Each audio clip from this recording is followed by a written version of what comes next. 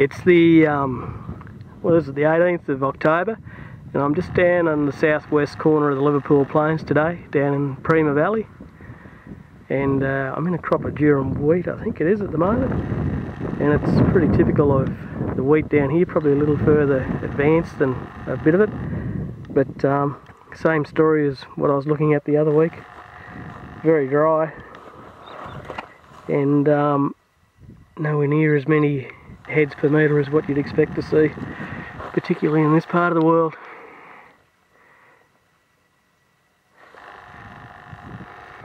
If you had asked me to put a yield potential on this crop, it'd probably be somewhere between 1 and 1.2 tonne to the acre.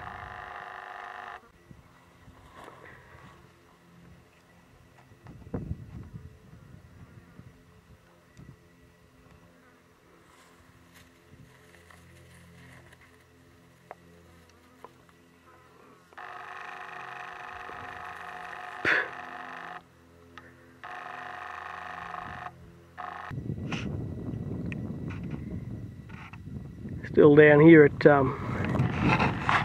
Premer, just another crop of wheat.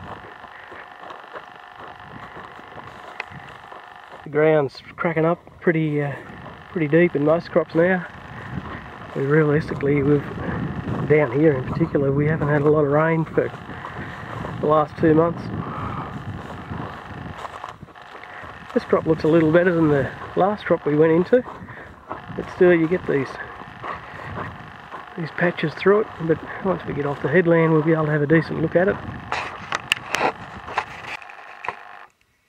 Once you get into this crop and have a good look at it, it's actually a pretty good crop considering the season.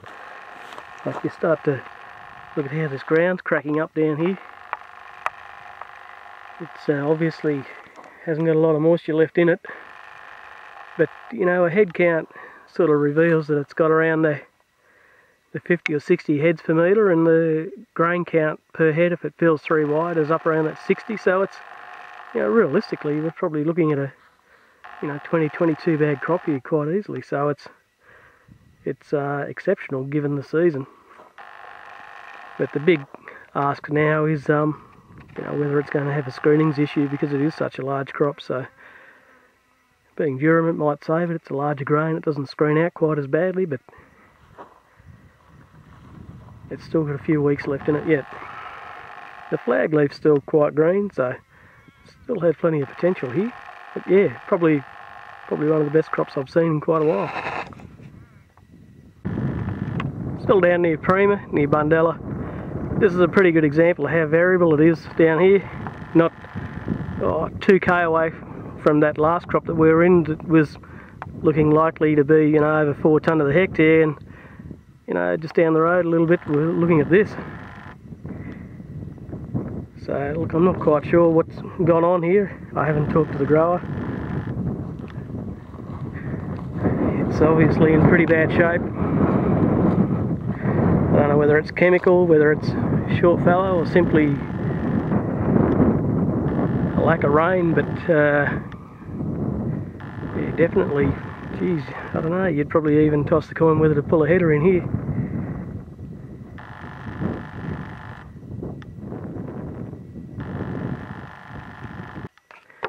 The further I drove along the road into the Premer Valley here, the more I noticed the crops were very variable.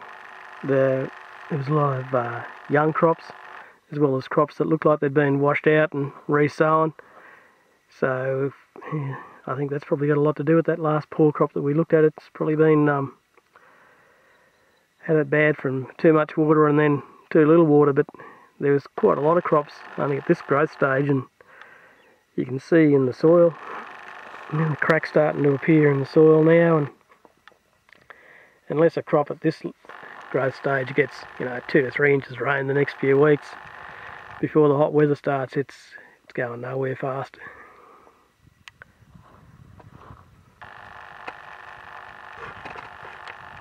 I don't know, probably around 10 or 20%, maybe 25% of the crop I've seen so far down in the southwest corner of the plain here is at this state of growth.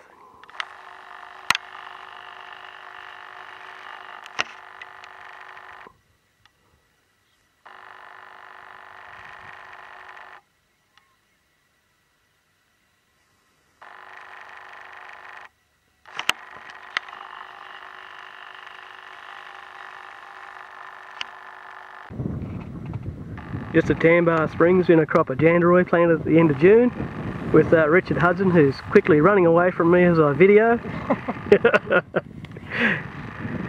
The crop's done well. It's had very little fertiliser. Most of the fertiliser requirements were carried over from the previous fertiliser application.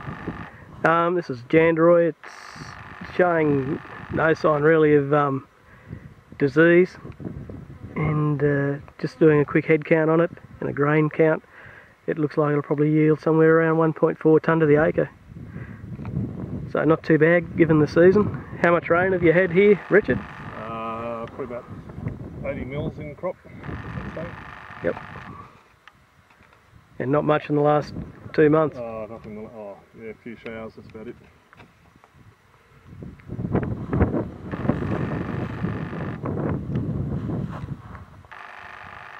You want to head over and have a look under the pivot? Yeah. Just in another field of Janderoy here. It's a centre pivot, 100 acre centre pivot. What sowing rate was it? About 50, actually about 48 kilos. About 48 kilos, sowing about 48 kilos to the hectare. This is just outside where the pivot goes, so it'll give you some idea the difference between the dry land and irrigated potential of the crop. This is quite poor. This is probably going to go 10 bags to the acre, maybe 12 bags to the acre just here, but I think the establishment, Richard was saying the establishment was the problem because of the heavy rain after it had been sown, and it was sown at the end of June like the other paddock. We'll just walk into the irrigated crop now. We're into the irrigated bit now, and it's a little bit patchy due to the establishment problems that eventuated from the rain coming straight after planting. It's had about 80 units of nitrogen put on it, but it's easily double the potential of the dry land on the edges. It was sown late June after sorghum came off. How many tonne of sorghum? 7.5 tonne to the hectare of sorghum in April was harvested off it. So it's not a bad opportunity crop.